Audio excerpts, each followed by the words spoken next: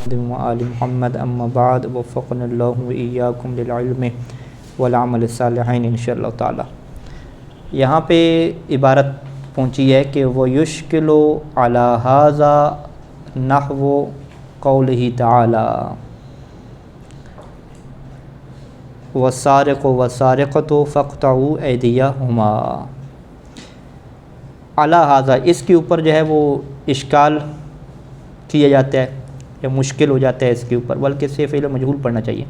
وَيُشْكَلُ عَلَى هَذَا، یعنی اس کے اوپر اشکال کیا جاتا ہے، ٹھیک ہے۔ اشکال کس چیز سے کیا جاتا ہے؟ نحو قولی تعالیٰ، اللہ تعالیٰ کے اس قول کے ساتھ۔ کس بات کے اوپر اشکال کیا جاتا ہے؟ بات یہ تھی مصنف کی کہ نصب راجح ہوتی ہے کہاں پہ؟ کہ جب فعل ہمارے پاس فعل طلب ہو، ٹھیک ہے۔ انہوں نے کیا مثال دی تھی کہ زیدن لا تضربہ ہے یا زیدن اضربہ ہے، تو وہاں پہ زیدن جو ہے وہ نہیں پڑھیں گے، ٹھیک ہے۔ زیدن پڑھ سکتے ہیں لیکن راجح نہیں ہوگا، مرجوع ہوگا، کیونکہ زیدن پڑھنے کی صورت میں پھر کیا لازم آ جائے گا کہ اضربہ جو فعل طلب ہے جسے ہم انشاء کہتے ہیں وہ خبر بن جائے، اور انشاء سے خبر دینا یہ مناسب نہیں ہوتا، خلاف قیاس ہے، ٹھیک ہے جی۔ یہ مصنف نے بات کی۔ اس کے اوپر اعتراض کیا ہو گیا کہ یہ جو آپ کہہ رہے ہیں کہ رفع جو دی جاتی ہے یہ راجح نہیں ہوتی اور خلاف قیاس بن جاتی ہے، کیونکہ پھر جو فعل طلب ہے وہ کیا بن جاتا ہے؟ خبر بن جاتا ہے۔ تو اشکال کرنے والے نے قرآن مجید کی آیات سے استدلال کیا کہ بھی قرآن میں تو ایسی بات نہیں ہے، قرآن میں جو باقاعدہ مبتدا ہے اس کی خبر جو ہے وہ دی جا رہی ہے فعل طلب کے ساتھ، اور یہ باب اشتغال ہے۔ قرآن مجید کی دو آیات یہاں پہ پیش کی جاتی ہیں۔ پہلی آیت یہ ہے کہ وَالسَّارِقُ وَالسَّارِقَةُ فَاقْطَعُوا أَيْدِيَهُمَا۔ یہاں پہ السارق والسارقۃ کے بعد کیا ہے؟ اقطعوا، فعل امر ہے۔ اقطعوا جو فعل امر ہے یہ ایدیہ کے اوپر عمل کر رہے ہیں۔ ایدی کیا ہے؟ اس کا مفعول ہے، اور جو ایدی خود مضاف ہو رہا ہے کس کی طرف؟ ہما کی طرف، اور ہما کس کی طرف پلٹ رہی ہے؟ یہ پہلے والی ضمیر کی طرف۔ تو یہ اشتغال کی صورت ہے نا، اشتغال کی صورتیں میں سے دوسری صورت یہی ہے، تیسری صورت بلکہ یہ تھی کہ دوسری تھی، کیا تھی ترتیب کے مطابق؟ وہ انہوں نے کیا مثال دی تھی؟ اخاہ والی مثال دی تھی نا، ٹھیک ہے۔ زیدن ضربت اخاہ، یہ والی مثال تھی نا کہ ضربت اخاہ میں جو ہو کی ضمیر ہے وہ کس کی طرف پلٹ رہی تھی؟ زید کی طرف پلٹ رہی تھی۔ وہی جو صورت حال ہے وہ قرآن کی اس آیت میں بھی ہے کہ فَاقْطَعُوا أَيْدِيَهُمَا، ایدی جو ہے وہ مضاف ہو رہا ہے کس کی طرف؟ ہما کی طرف، اور ہما کی ضمیر کدھر پلٹ رہی ہے؟ سارق اور سارقہ کی طرف پلٹ رہی ہے۔ تو اقطعوا کا جو عمل ہے وہ کس کے اوپر ہے؟ ایدی کے اوپر ہے، اور ایدی کا عمل کس کے اوپر ہے؟ ہما کے اوپر ہے۔ تو یہ باب اشتغال میں سے شمار کی جاتے ہیں۔ تو اب یہاں پہ اگر ہما کو ہم ختم کریں، یعنی لو فرغا، ہما کے اوپر اس کا عمل ختم کریں اور ہم سیدھا سیدھا کہہ دیں کہ فَاقْطَعُوا ایدی کہہ دیں، یعنی اس کا کیسے عمل ختم کریں گے؟ یہاں پہ یہاں مضاف مضاف الیہ کیوں ختم کرنا پڑے گا؟ مفعول جب مقدم بنائیں گے نا، وہاں پہ ہم کیسے بناتے تھے؟ زیدن کیا کہتے تھے؟ زیدن ضربت اخاہ میں آپ فعل مقدر کیا بناتے تھے؟ اہن تو زیدن، آگے کیا ہے؟ ضربت اخاہ۔ یہاں پہ فعل مقدر کیسے بنائیں گے؟ السارق والسارقۃ فاقطعوا ایدیہما، شروع میں یہی رکھیں گے نا، اقطعوا، ہاں یہاں پہ اقطعوا السارق والسارقہ نہیں کہہ سکتے نا، کیونکہ سارق اور سارقہ کو تو نہیں کاٹنا نا، ٹھیک ہے۔ تو یہاں پہ اقطعوا کا جو لازم معنی ہے نا وہ ہم یہاں پہ رکھیں گے۔ وہ لازم معنی وہی اہانت والا بھی ہو سکتا ہے کہ اس کی توہین کرنا، اذیت پہنچانا والا ہے، تکلیف پہنچانا، سزا دینا، فجزے والا آپ رکھ لیں، ٹھیک ہے۔ تو فجزعوا یوں کہہ دیں، فجزعوا السارق والسارقۃ، آگے کیا آ جائے گا؟ فاقطعوا ایدیہما۔ تو یوں یہ پورا باب اشتغال کے طور پہ سیٹ ہوگا کہ سارق اور سارق کو کیا دو؟ سزا دو، جزا دو۔ تو اجزاء السارق والسارقۃ، آگے کیا کہیں گے؟ اقطعوا ایدیہما۔ تو یہاں پہ اقطعوا کا جو لازم معنی تھا نا، جزا دینے والا، سزا دینے والا، اس کو ہم نے کیا رکھا؟ مقدر رکھ لیا۔ تو پھر اعتراض کیسے بنے گا؟ اعتراض واضح ہے کہ یہاں پہ قرآن مجید کی قراتوں میں السارقہ کسی آیت میں نہیں پڑھا گیا، السارقہ یعنی نصب کے ساتھ نہیں پڑھا گیا، بلکہ کیا پڑھا گیا ہے؟ رفع کے ساتھ پڑھا گیا ہے۔ تو پھر ابن شام کیسے کہہ سکتے ہیں کہ اور رفع جو ہے وہ راجع نہیں ہوتی بلکہ مرجوع ہوتی ہے، جبکہ قرآن مجید کیا ہے؟ فصیح ترین کتاب ہے۔ تو ایک قرات بھی جو ہے وہ السارقہ کی ہمارے پاس نہیں ہے۔ یہ کہ لکھا ہوا ہے فیما فرض علیکم السارق والسارقہ حکم، نہیں وہ اور ہے، وہ جواب ہے، ٹھیک ہے، وہ فعل مقدر نہیں رکھ لیں، فعل مقدر یہی بنے گا باب اشتغال کا، وہ جب جواب دیں گے تو اس کو باب اشتغال سے نکالیں گے نا، ٹھیک ہے۔ دوبارہ ان اعتراض کو سن لیجئے کہ السارق والسارقۃ فاقطعوا ایدیہما کو اشتغال کی مثال کے طور پہ پیش کیا گیا، اور اشتغال کی کون سی صورت تھی؟ وہی صورت تھی زیدن ضربت اخاہ والی، جیسے وہاں پہ احنتوں کو پوشیدہ رکھا تھا شروع میں، یہاں پر بھی کیا ہے؟ کسی فعل کو پوشیدہ رکھنا پڑے گا جو اقتو وہ کیا بنے گا؟ لازمہ بنے گا، اور وہ یہاں پہ ہم کون سا رکھ رہے ہیں؟ سزا دو سے، ٹھیک ہے، جزا دو، سزا دو، یہ والا، ٹھیک ہے۔ اسی طریقے سے دوسری آیت بھی اسی طریقے سے الزانیہ تو الزانی، الزانیہ تو والزانی، اسے بھی کیا مرفوع پڑھا گیا۔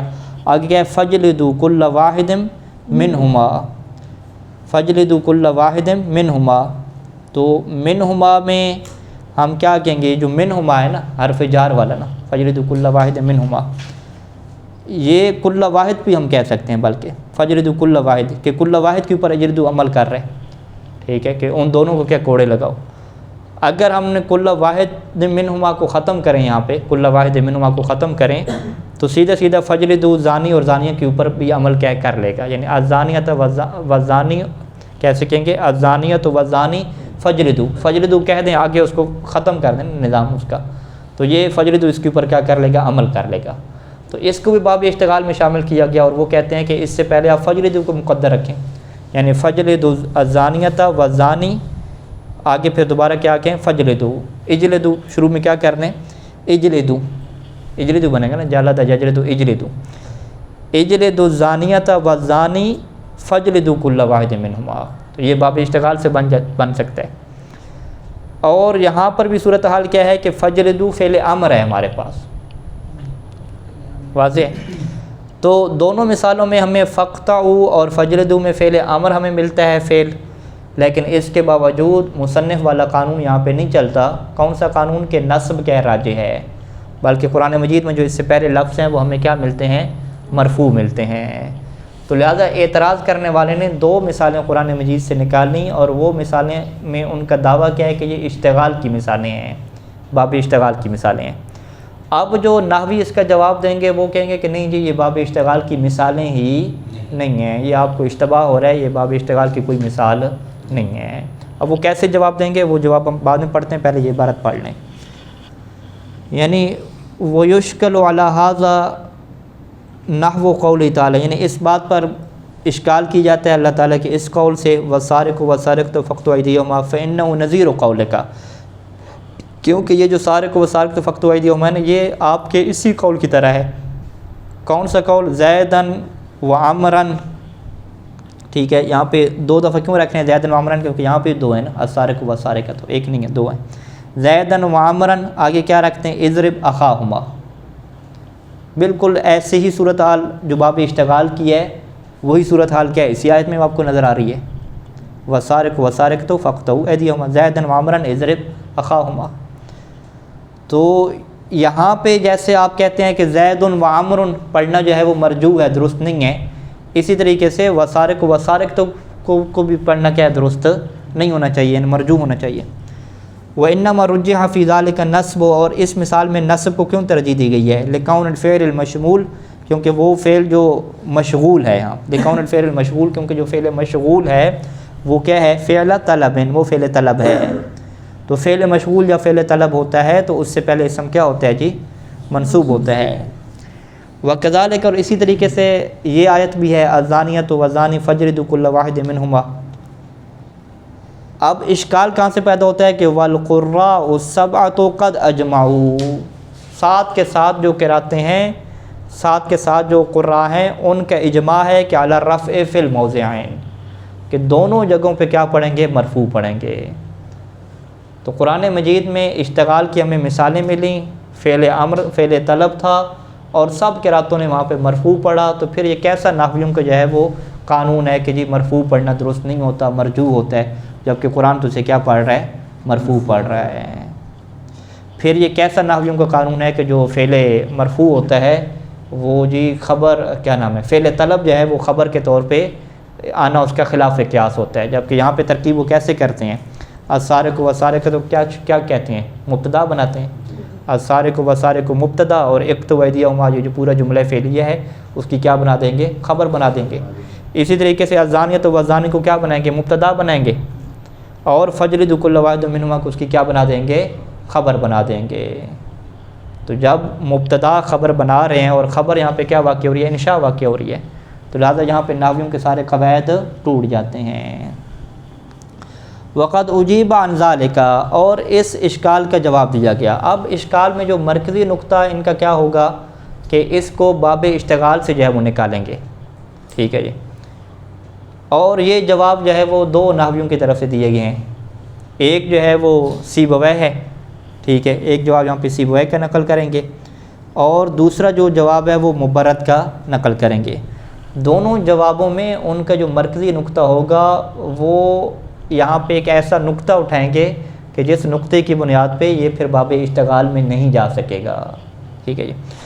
باب اشتغال کا قانون ہمیں یاد ہوگا کہ جو فعل ہوتا ہے اگر فعل کو اپنے اس معمول سے فارغ کر دیا جائے، اس کے معمول کو ختم کر دیا جائے، تو فعل کا تعلق پہلے والے اسم کے ساتھ بن جاتا ہے، وہ اس کے اوپر کیا ہو جاتا ہے، مسلط ہو جاتا ہے، یہ قانون ہے۔ تو سیبویہ کا یہ کہنا ہے کہ یہ جو فعل آپ کا بعد میں آ رہا ہے نا، اس کا پہلے والے کے ساتھ کوئی تعلق بنتا ہی نہیں ہے، ٹھیک ہے، اس نے پہلے والے کے ساتھ تعلق ہی اس کا توڑ ڈالا۔ انہوں نے کیسے اس کا تعلق توڑا ہے، کیونکہ تعلق کو توڑیں گے تو پھر وہ کیا کہیں گے کہ بعد والا جو فعل ہے وہ پہلے والے کو مسلط ہی نہیں ہوتا، اس کا کوئی تعلق ہی نہیں ہے اس کے ساتھ۔ تو وہ سارے کے سارے جو سیبویہ کی پلاننگ ہے اسی بات کے اوپر ہوگی کہ بعد والے فعل جو ہے نا جملہ فعلیہ، اس کا میں پہلے والے کے ساتھ کیا تعلق توڑ دوں۔ اب یہ تعلق توڑنے کے لیے ظاہری بات ہے اگر بعد والے فعل کو آپ کیا کہتے ہیں خبر بناتے ہیں پہلے والے کے لیے، پھر تو تعلق ہے نا، مبتدا خبر تو آپس میں تعلق رہتا ہے۔ تو انہوں نے کیا کہا کہ نہیں، جو پہلے والی جو مبتدا ہے نا اس کی جو خبر ہے وہ کیا ہے جی، معذوف ہے۔ پہلی جو مبتدا ہے جملہ فعلیہ السارق والسارقۃ تو یہ مبتدا ہے، اس کی خبر معذوف ہے، اور خبر معذوف ہونے کی وجہ سے وہ کیا بن گیا، مستقل جملہ بن گیا۔ اور یہ جو فقطو میں آپ کو فا نظر آ رہی ہے نا، یہ فا کیا ہے، فا مستانف ہے۔ فا مستانفہ کیا مطلب، ایک نیا جملہ شروع ہو رہا ہے، ٹھیک ہے۔ فا مستانفہ بھی عطف کی کام کرتی ہے، لیکن اس عطف میں ہم کیا کہیں گے کہ نیا جملہ شروع ہو رہا ہے۔ تو جب یہ نیا جملہ شروع ہو گیا اور پہلے والا جملہ مبتدا خبر کے ساتھ مکمل ہو گیا، یہ نیا جملہ شروع ہو گیا، زیادہ سے زیادہ آپ کیا کہہ دیں، دونوں کے ایک دوسرے پر عطف ہو رہے ہیں، لیکن دونوں مستقل جملے ہیں، وہ بھی الگ جملہ یہ بھی الگ جملہ۔ تو پھر ثابت کیا ہو جائے گا کہ بعد والے جملے کا پہلے والے جو السارق والسارقہ ہے اس سے کوئی تعلق ہی نہیں بنتا، کیونکہ اس کی اپنی خبر کیا معذوف ہے۔ اب وہ اس کی خبر کیسے معذوف بناتے ہیں، کیونکہ ہم تو سیدھے سے ترجمہ کیا کر رہے ہیں کہ چور اور چورنی کے ہاتھ کاٹو، چور اور چورنی کے ہاتھ کاٹو، چور اور چورنی مبتدا، ہاتھ کاٹو کیا اس کی خبر ہوگی۔ وہ کہتے ہیں نہیں، چور اور چورنی کے ہاتھ کاٹو یہ نہیں ہے، ہاتھ کاٹو الگ جملہ ہے۔ وہ یوں ترجمہ کرتے ہیں کہ چور اور چورنی کے بارے میں حکم تمہارے اوپر تلاوت کیا جا رہا ہے، یہ جملہ ہے جی، چور اور چورنی کا حکم تمہارے اوپر تلاوت کیا جا رہا ہے، یا چور اور چورنی کا حکم ان احکام میں سے ہے کہ جو تمہارے اوپر تلاوت کیے گئے ہیں۔ کیسے، وہ کہتے ہیں کہ السارق والسارقۃ کو اصل میں کیا تھا، حکم السارق والسارقۃ، یہاں پہ السارق والسارقۃ کیا مراد ہے، حکم، یعنی یہ حکم السارق لفظ تھا، تو حکم کو یہاں پہ مضاف کو گرا دیا، مضاف کی جگہ پہ کیا ہے، السارق کو آ گیا، اور اس کی خبر کیا تھی، محذوف ہے کہ حکم السارق مما یطلع علیکم، کہ حکم السارق مما یطلع علیکم، کہ سارے کا حکم انہی چیزوں میں سے ہے کہ جو آپ کے اوپر تلاوت کی گئی ہیں۔ تو کہتے ہیں یہ بات پوری ہوگی۔ اس کے بعد پوری ہونے کے بعد کیا ہے، فا مستانفہ لگی اور پھر نیا جملہ شروع ہوا کہ اقطعوا ایدیہما، کہ تم دونوں کے ان کے کیا ہاتھ کاٹ ڈالو۔ یہ کس کی کوشش ہے، سیبویہ کی ہے۔ تو سیبویہ نے اس طریقے سے کیا ہے، بعد والے جملے کو پہلے والے جملے سے توڑا اور کہا کہ دیکھو جی بعد والے جملے کا پہلے والے کی ضمیر سے کوئی تعلق ہی نہیں بنتا، ٹھیک ہے، پہلا جملہ ختم ہو گیا الگ سے، تو یہ باب اشتغال بنتی نہیں ہے۔ باب اشتغال میں تو کیا ہوتا ہے، بعد والے جملے کا تعلق ہوتا ہے کہ وہ پہلے کی طرف ضمیر پلٹ رہی ہوتی ہے اس کی طرف، یہ ضمیر اس کی طرف پلٹے گی نہیں. ضمیر آپ الگ سے بنا لیں کہ آپ کے ذہن میں کوئی سارق سارق کیا اس کی طرف ضمیر پلٹ رہی.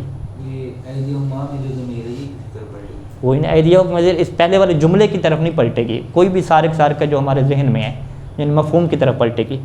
کیونکہ جو ضمیر جو پلٹتی ہے نا وہ اس کی طرف ہی پلٹتی ہے کہ جس کو آپ سمجھ چکے ہوتے ہیں, پہلے سے آپ کو پتہ ہوتا ہے. وہ ضروری نہیں ہے کہ جو پہلے جملے میں ذکر ہوئی ہے اسی کی طرف ہی پلٹے. جس طرح عہد ذہنی ہوتا ہے. عہد ذہنی جس طرح ہوتا ہے جو چیز آپ نے سمجھی ہوئی ہے. اور چونکہ پہلے والا جملہ ذکر ہو گیا تو اس کے آپ کے ذہن میں کیا آ گیا, سارق اور سارقہ بیٹھ کے جب ذہن میں آپ کے بیٹھے تو جو المفہوم ہو, جو پہلی آیت سے جو چیز سمجھی گئی ہے نا اسی کی طرف کیا ضمیر پلٹے گی. تو بس ضمیر کا تعلق جو ہے وہ پہلے والے جملے کے ساتھ لفظی طور پہ نہیں بنے گا. یہ سیبویہ نے کوشش کی کہ اس کو باب اشتغال سے اس طریقے سے کیا ہے نکالا جائے. مبرد نے کیا کوشش کی, مبرد نے کہا ہے کہ اتنی جو ہے وہ لمبی کہانیاں ڈالنے کی ضرورت نہیں ہے, ٹھیک ہے. ہم سیدھا یہاں پہ جو فا کو کیا کہتے ہیں, فائے سببیہ کہتے ہیں, ٹھیک ہے جی. وہ کہتے ہیں کہ جملہ کے اوپر جو ہے نا وہ خبر کے اوپر فائے سببیہ داخل ہوتی ہے. فائے سببیہ کا کام کیا ہوتا ہے, یعنی یہ شرط والا کیا فائدہ دیتی ہے, شرط اور جزا والا, ٹھیک ہے. جیسے ہم کہتے ہیں نا کہ اذا جاءک زید فاکرمہ, کہ جب زید ہے تو اس کا احترام کرو. تو یہ فا کیا ہے, اس کو کہتے ہیں فا جزائیہ یا فا سببیہ کہتے ہیں. تو یہاں پر بھی ایسے ہے کہ السارق میں آپ الف لام کو انہوں نے کیا بنا دیں, الذی کے معنی میں لیتے ہیں. السارق یعنی کیا مطلب, الذی سرق, کہ جو بھی چوری کرے. الذی سرق فاقطعوا ایدیہما, کہ جو بھی چوری کرے پس تم اس کے کیا ہاتھ کاٹ دو. تو یہ تقریباً معنی کون سا بن رہا ہے, شرط اور جزا والا بن رہا ہے. اچھا ہم کہتے ہیں چلیں آپ فا کو مصنفہ نہیں بنا رہے, فا کو سببیہ بنا رہے ہیں. اور سببیہ میں آپ یوں معنی درست کر رہے ہیں کہ السارق میں جو الف لام ہے اس کو الذی کے معنی میں لے رہے ہیں. تو پھر آپ کو فائدہ کیا ملے گا, انہوں نے کہا کہ فائدہ بڑا ملے گا. فائدہ یہ ملے گا کہ فائے سببیہ کے بعد جو فعل آتا ہے نا, جو بھی جملہ ہوتا ہے وہ فائے سببیہ سے پہلے والے پہ عمل ہی نہیں کرتا. یہ قانون موجود ہے کہ نفی کے بعد اور فائے سببیہ کے بعد جو فعل ہوتا ہے, جو عامل ہوتا ہے, وہ فا سے پہلے والے پہ عمل نہیں کر سکتا. یہ نحوی کا قانون ہے. ان کے چلیں یہ بھی سمجھ آ گیا. پھر کیا ہوگا, انہوں نے کہا پھر اشتغال میں آپ کو کیا چاہیے ہوتا ہے کہ جو فعل ہے وہ پہلے والے پہ عمل کرتے ہیں نا. یہ اشتغال میں قانون ہوتا ہے کہ فعل کو آپ کیا کرتے ہیں, اپنے معمول سے جیسے فارغ کرتے ہیں تو وہ فعل پہلے والے کے اوپر مسلط ہو جاتا ہے اور اس کے اوپر عمل کرنے لگ جاتا ہے. تو انہوں نے کہا ہم نے یہاں پہ فا کو رکھا ہوا ہے, چلو جی اقطاع کو آپ اپنے معمول سے خالی کریں. اقطاع کو جیسے معمول سے خالی کریں گے, اقطاع کے اندر یہ صلاحیت نہیں ہے کہ فا سے پہلے جا کے عمل کر سکے, ٹھیک ہے, چاہے اس کا معمول آپ اڑا دیں. کیوں, فائے سببیہ کی یہ کہانی ہوتی ہے کہ فائے سببیہ جب آ جاتا ہے تو یہ بعد والے کو پہلے والے سے تعلق کرنے ہی نہیں دیتا. یہ بعد والے کو پہلے والے سے توڑ کے رکھ دیتا ہے, پہلے والے سے تعلق بنانے ہی نہیں دیتا.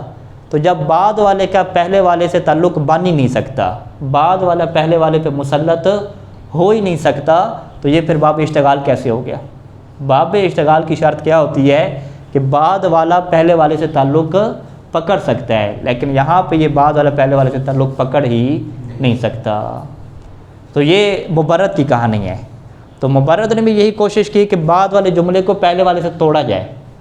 تو انہوں نے مکمل طور پہ نہیں توڑا, انہوں نے کہا کہ بس درمیان میں فا لے جائیں, خبر بھی بنا لیں. یعنی السارق و سارق کا تو مبتدا بنے گا, اس کی خبر کیا بنے گی, اقطاع بنے گا, تعلق باقی رہے گا, معنوی طور پہ تعلق باقی رہے گا, لیکن عمل کا تعلق اس نے توڑ دیا.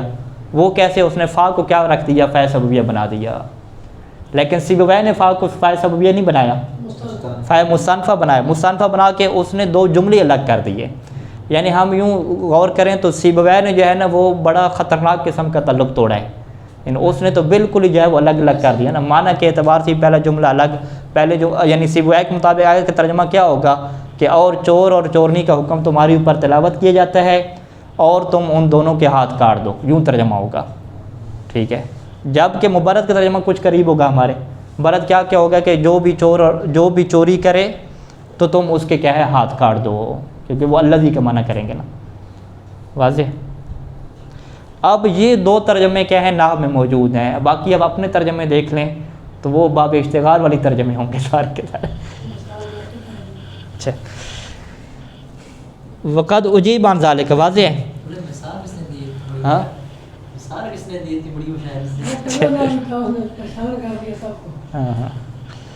وقد اجیب عن ذالک ہے، اس کا کیا جواب دیا گیا کہ بأن تقدیرہ، کہ جی اصل میں جو آیت ہے نا وہ یوں ہے، اصل میں آیت کیسے ہے، مما یتلا علیکم، ٹھیک ہے، یعنی کتنی حذف ہیں اس میں، مما یتلا علیکم حکم سارق و سارقۃ فاقطعوا ایدیہما، ٹھیک ہے جی، فالسارق و سارقۃ مبتدا، سارق اور سارق مبتدا ہیں، مبتدا کیسے ہیں، یعنی مضاف الیہ کو اڑائیں گے نا، حکم کو مضاف کو اڑا کے اس کی جگہ پہ اس کو رکھیں گے، تو یہ سارق سارقہ کیا بنے گی، مبتدا بنے گی، وہ معطوف علیہ، اور اسی مبتدا کے اوپر کیا ہو جائے گا، عطف ہو جائے گا اگلا جو جملہ آ رہا ہے، والخبر و محذوف، اور اس کی جو اپنی خبر بنے گی نا وہ کیا ہو جائے گی، محذوف ہو جائے گی، اور وہ اس کی اپنی خبر کیا ہے، وہ الجار مجرور، وہ جار مجرور ہے، مما یتلا علیکم، اس کی کیا ہے، اپنی خبر جار مجرور، اور وقتو کو کیا کہیں گے،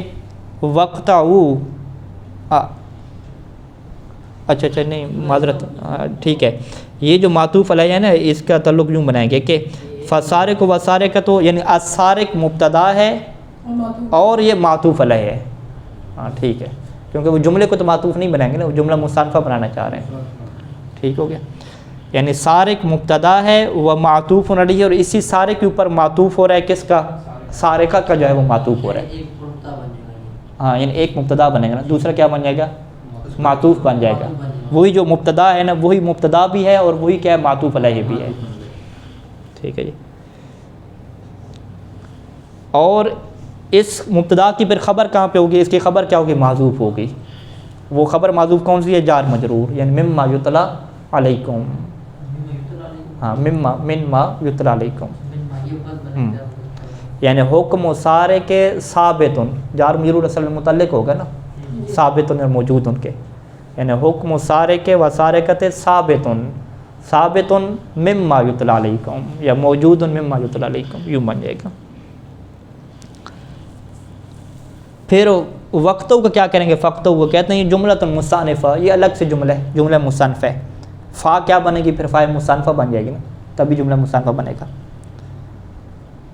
اچھا یہ کیا، پھر نتیجہ کیا نکلے گا کہ فلم یلزم الاخبار، پاس لازم نہیں آیا کہ آپ نے خبر دی ہو بالجملۃ طلبیۃ عن المبتدا، کہ جملہ خبریہ نہیں، جملہ طلبیہ، کہ جملہ طلبیہ جو ہے وہ خبر بن گیا وہ مبتدا کا، یہ لازم ہی نہیں آیا۔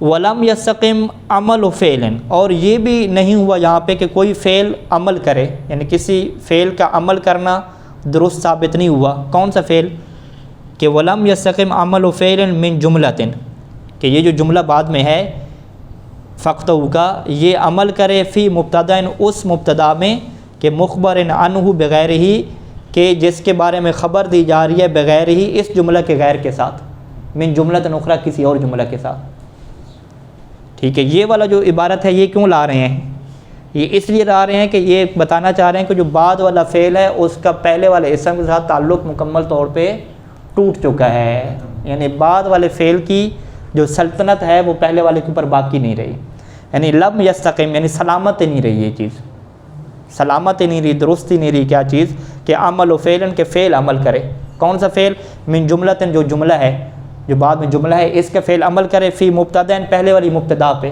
کون سی مبتدا، مخبر عنہ، کے جس کے بارے میں خبر دی جا رہی ہے بغیر اس جملہ کے علاوہ کسی اور جملہ کے ساتھ کیا ہے، خبر دی جا رہی ہے، وہ کون سا جملہ ہے، جار مجرور والا شبہ جملہ جو ہے، ٹھیک ہے۔ تو لہذا جب یہ چیز ہے ہی نہیں تو اشتغال کیسے بنے گا، جبکہ اشتغال میں کیا ہوتا ہے کہ بعد والے کا جو عمل ہے وہ پہلے والے کے ساتھ تعلق پکڑتا ہے۔ کہتے ہیں اسی کی مثال ہمارے پاس یہ مثال ہے کہ زید فقیر فاعطہ، اس کی ترکیب آپ کیا کرتے ہیں، آپ کہتے ہیں زید مبتدا، فقیر کیا ہے، خبر ہوگی، پورا جملہ ہو گیا نا، فاعطہ کیا کہتے ہیں، ایک الگ جملہ ہو گیا، فا مستأنفہ ہے، الگ جملہ ہو گیا۔ اسی طریقے سے خالد مکسور، یہ مبتدا خبر الگ کیا ہے، ہو گئی، اور فلا تہنوا، یہ کیا ہو گیا، الگ جملہ ہو گیا۔ ھذا قول سیبویہ، یہ کیا ہے، سیبویہ کی کہانی ہے، سیبویہ کا یہ قول ہے۔